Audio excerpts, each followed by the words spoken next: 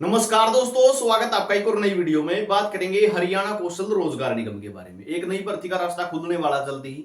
नया लेटर जारी हुआ है, डिपार्टमेंट की तरफ से कंप्लीट डाटा मांग लिया गया है और जो हरियाणा कौशल रोजगार निगम में से बाहर कर दिए गए हैं उनके लिए तो विशेष रहेगा। चैनल पर आप नए हैं तो चैनल को सब्सक्राइब जरूर कर लेना, साथ में टेलीग्राम ग्रुप से जरूर जुड़ना और व्हाट्सएप चैनल है, लिंक उनका डिस्क्रिप्शन में दिया हुआ, वहां पे हर जानकारी आपको मिलती रहेगी। तो यहाँ पे आप देख सकते हैं जो महानिदेशक है मौलिक शिक्षा अधिकारी हरियाणा, उनकी तरफ से जो है लेटर जारी हुआ है और सभी जिला मौलिक शिक्षा अधिकारियों को ये भेजा गया है। सभी राजकीय माध्यमिक विद्यालय के कक्षावार छात्र संख्या दिनांक 18 मार्च 2025 अनुसार कार्यरत टीजीटी सी&वी एंड ईएसएचएम अध्यापकों का दिनांक 2/5 के अनुसार डाटा उपलब्ध करवाने बारे। ठीक है, तो ये डाटा मांगा है। इसमें क्या होगा, एक तो टीजीटी जो है ना, टीजीटी टीचर जो सरप्लस हो चुके हैं, ठीक है, उन कल 2-3 दिन पहले ही उनकी ज्वाइनिंग के आदेश दिए गए थे कि वो जिस स्कूल में से हटाए गए हैं, बेशक से सरप्लस हो, जिस स्कूल में से हटाए गए हैं उसी स्कूल में वापस लेने हैं। ठीक है, उन्हीं में ज्वाइनिंग करनी है उनकी। बाद में इनको नजदीकी स्कूल में भेज दिया जाएगा एमआईएस का डाटा चेक करके। तो टीजीटी जो हटाए गए हैं स्कूलों का एमआईएस पे डाटा चेक किया जाएगा कि नजदीक में कौन से स्कूल में सीट खाली है। तो एक तो ये जो टीजीटी हटाए गए हैं इन सबकी ज्वाइनिंग वहां पे हो जाएगी। ठीक है, अभी तो जिस स्कूल में थे आप उसी में ज्वाइनिंग करा ली गई है। ठीक है, डीडीओ को आदेश कर दिए गए थे, लेकिन अब आगे क्या होगा, एक तो एमआईएस पोर्टल के माध्यम से आपकी ज्वाइनिंग उस स्कूल में हो जाएगी जहां पे सीट खाली है।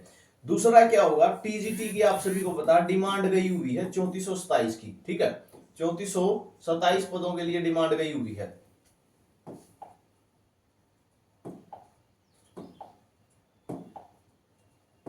3427 पदों के लिए डिमांड गई हुई है। उस भर्ती की प्रोसेस अब शुरू होगी। क्यों? क्योंकि 1 महीना हो गया है, नया सेशन शुरू हो चुका है और हरियाणा कौशल रोजगार निगम को इसकी डिमांड जा चुकी है। डिमांड में क्या क्या भेजा जाएगा, जो डिमांड है वो तो जा चुकी कि हमें 3427 चाहिए, फाइनेंस डिपार्टमेंट से अप्रूवल करा के इन्होंने भेज दी। लेकिन एचकेआरएन के पास ये रिकॉर्ड भी तो होना चाहिए ना कि किस स्कूल में किस सब्जेक्ट का टीचर चाहिए। ठीक है, किस स्कूल में किस सब्जेक्ट का टीचर चाहिए। जिस टाइम टीजीटी की स्टार्टिंग में भर्ती हुई थी उस टाइम हुआ क्या था, सीट खाली हिंदी की है, टीचर भेज दिया इंग्लिश का। ठीक है, मैथ का टीचर चाहिए, वहां पे एसएस वाला भेज रखा है। तो कुछ इस तरीके से जो है सब्जेक्ट कॉम्बिनेशन नहीं बन पाया था, तो बहुत की ज्वाइनिंग नहीं हुई थी, बार बार धक्के खाने के बाद जाके प्रोसेस हुई थी। ठीक है, तो यही कारण है जो ये डाटा मांगा गया है, यहाँ पे स्पष्ट पता चल जाएगा कि कितने टीचरों की जरूरत है, किस स्कूल में कितने किस सब्जेक्ट के टीचर की जरूरत पड़ेगी। तो एचकेआरएन को डाटा भेजा जा सकता है और 3427 पदों पे वो भर्ती है वो पूरी की जाएगी। तो यहाँ पे आप देख सकते हो कक्षावार जो डाटा मांगा गया है। यहाँ पे देखोगे district, block, name of school, school code क्या है, क्लास 6वीं में कितने बच्चे हैं, क्लास 7वीं में कितने हैं, क्लास 8वीं में कितने हैं, वर्किंग रेगुलर ईएसएचएम कितने लगे हुए हैं, वर्किंग रेगुलर टीजीटी कितने लगे हुए हैं, टीजीटी के रेगुलर सी&वी में कितने लगे हुए हैं, वर्किंग गेस्ट कितने लगे हुए हैं और वर्किंग गेस्ट सी&वी में कितने हैं, वर्किंग थ्रो एचकेआरएन के माध्यम से कितने लगे हुए हैं, रिमार्क वेरीफाई बाय डीडीओ, यहाँ डीडीओ को वेरीफाई करके देना है। स्कूल वाइज ही डाटा मांग लिया है, तो यहां से पता चल जाएगा कि कितने टीचरों की जरूरत है। क्लासों का डाटा क्यों मांगा है, क्योंकि आपको भी पता है जो रेशियो बनाना होता है। ठीक है, जो रेशियो बनाना होता है उसके माध्यम से। तो अतः उपरोक्त प्रोफॉर्मा के अनुसार अपने 2 जिले से संबंधित सूचना रिमार्क सहित एक्सेल शीट में स्वयं वेरीफाई करते हुए दिनांक 6/5/2025 शाम 4 बजे तक ये सूचना भेजनी है के माध्यम से हर अवस्था में निर्देशालय में भिजवाना सुनिश्चित करें, ताकि मामले में आगामी कार्रवाई की जा सके। यदि आप द्वारा भेजी गई सूचना में किसी प्रकार की त्रुटि पाई जाती है तो आप अनुशासनिक कार्रवाई के पात्र होंगे। ठीक है, तो सभी डीडीओ का आदेश कर दिए हैं उपरोक्त डाटा एमआईएस से ना लिया जाए। ठीक है, ये डाटा एमआईएस से नहीं लेना। आपके स्कूल में हो सकता है एडमिशन ज्यादा हो गए हो बच्चों के, तो हो सकता है टीजीटी की एक पोस्ट और बढ़ जाए। ठीक है, प्लस एक और हो जाए, तो ये डाटा कंप्लीट मांगा गया है। ठीक है, स्पेशल टीजीटी की भर्ती के लिए रहेगा ये। ठीक है, जो भी भर्ती है और जो भी सरप्लस हुए हैं।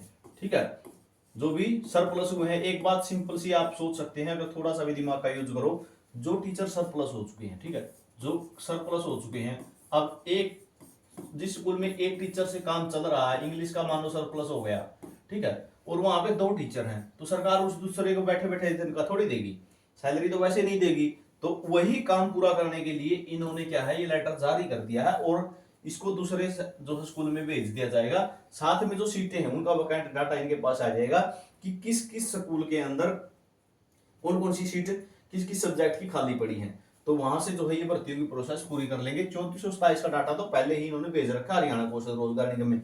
विधानसभा में पूरे जोर शोर से उठा था मुद्दा ये, ठीक है। हालांकि रैशनलाइजेशन किया है, इस कारण से पोस्टें बहुत कम हुई है। मैं यही कहूंगा जिसने भी टीचिंग लाइन में डिप्लोमा कर रखा है, बीएड कर रखी है आपने या जेबीटी कर रखी है, उनके लिए जो रैशनलाइजेशन हुआ वो बहुत खतरनाक हुआ है। लगभग आप जेबीटी की कह सकते हो 5300 पोस्टों पे इन्होंने बुआरी फेर दी है, ठीक है। सीधा झाड़ू मार दिया है 5300 पोस्टों पे। हरियाणा में कितनी पोस्टें छोड़ दी इन्होंने? सिर्फ 864 पोस्टें छोड़ दी हैं आरओएच कैडर की। मेवात कैडर में भी लगभग 1100 की पोस्टें लगभग खाली हैं। लेकिन 5300 पोस्टों पर रैशनलाइजेशन के नाम पे जरूर इन्होंने झाड़ू फेर दिया है। तो ये जानकारी आप सभी के लिए रहेगी, ठीक है। टीजीटी वालों के लिए, हरियाणा कौशल वालों के लिए भर्ती जल्द हो सकती है, बाकी को इंतजार करना पड़ेगा अगर आपने टीजीटी पीजीटी या जेबीटी कर रखी है तो ये जानकारी आप सभी के लिए रहेगी। हर अपडेट मिलती रहेगी, चैनल को सब्सक्राइब जरूर कर लेना।